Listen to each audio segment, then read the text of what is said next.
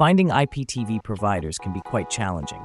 In 2025, trustworthiness is crucial for IPTV. Today, we'll show you how to install IPTV. First, go to your Fire TV home screen. Select the Settings option from the menu. Now navigate to My Fire TV option. Next, choose Developer Options from the menu.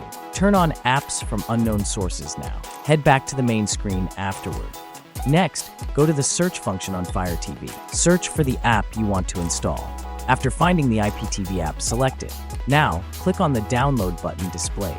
Wait a moment while the app installs fully.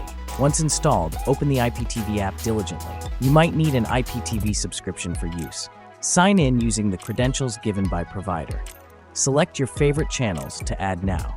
Customize the app settings to your liking. Congratulations, you can now enjoy IPTV. Visit 2tv.store for trustworthy IPTV services. Don't forget to subscribe for more tutorials. Share your experiences in the comments below. Thank you for watching our installation guide.